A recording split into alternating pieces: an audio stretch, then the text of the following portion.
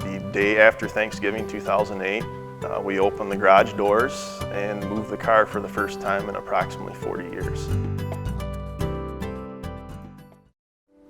Now, the story behind this 1961 Corvette sitting behind me started with my dad when he was in high school. He built a calculator for a science fair project, which he did take first place.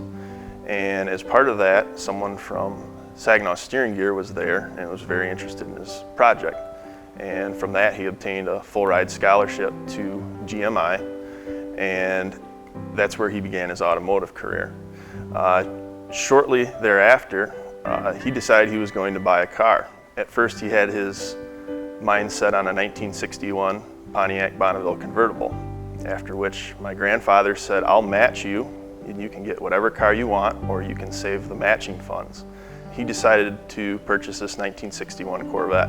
And what's unique about it is it has fuel injection, which not very many cars were optioned with it. Not many people were familiar with it. And added to that, this jewel blue color is a one-year only color. It also has power windows, which were not very common at that time. The reason for the fuel injection was a higher horsepower rating. And he did end up using that extra horsepower at the drag strips. The local drag strips were going to be either an 1/8 mile or 1/4 mile in length. I'm not sure what time this car had, but I do have two trophies, one from Central Michigan and one from Onondaga, and they both have a number of about 104 written on the bottom.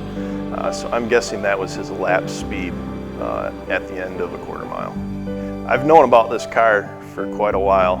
When I was about 8 years old, I'd play with my Matchbox toys and flour. I was impressed that I knew what kind of car I was playing with. I went to tell my mom, "Hey, I've got a Corvette Stingray." And she said, "Well, you know, your dad has a Corvette." And that was a moment that polarized me to be a car guy. And I just couldn't believe that Dad had this Corvette and I'd never seen it and didn't know where it was. So after he passed away, I went to his house where he grew up, and I went over there to do some maintenance, and I saw the garage that I knew it was in but had never seen it up to that point. And as I walked to the garage, I saw it was leaning on about a 15-degree angle, which did concern me with winter approaching in 2008. So I called a couple good friends, and the day after Thanksgiving 2008, we opened the garage doors and moved the car for the first time in approximately 40 years. When I first opened the door, one, we didn't know if the building was going to fall, but second, I thought a lot about my dad, who had just passed, and I just saw the car and knew that was his pride and joy a long time ago. And I then understood why he didn't want me at 16 or 20 years old to just start working on this car. I really appreciated what was there, and I knew that was his. And since it was such sentimental value, I knew this would be a tribute car. In my mind, it's bittersweet.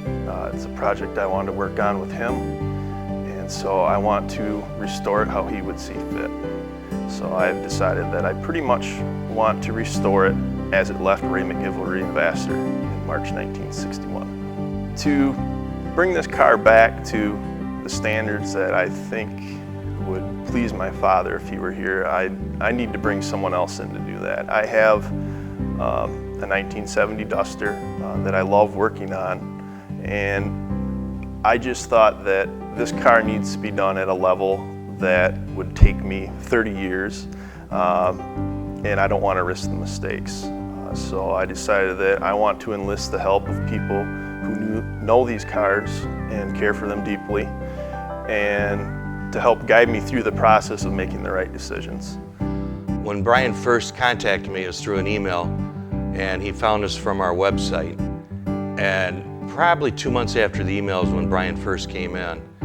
And it brought us in pictures of the car and told us where the car was located. And myself, I'd probably driven by the car at least 1,000 times because it was right off of 675. And after he told us the story of the car and the uniqueness of the car sitting in that garage for all those years with a piece of baling wire that secured the door. That night I had to drive by and see it for myself where the car was, because it just didn't sound real at first. And once seeing the little garage, it was falling over, and the neighborhood it was in, just kind of like this car had a lucky life to still be alive. And it'd be a pleasure to restore this car, just the history behind the car alone.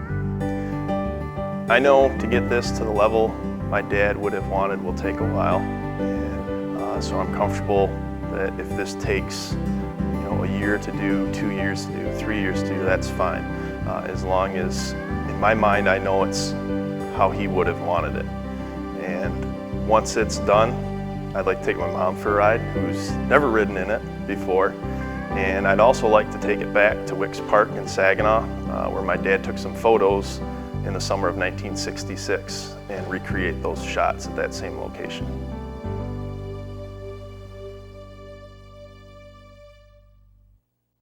Thanks for watching. If you enjoyed this video, please like, share, and subscribe. And make sure to click that bell icon to stay notified when we upload new content. Videos like this are only possible because of viewers like you. To help support this channel, click on the link in the description below. We'll see you next time.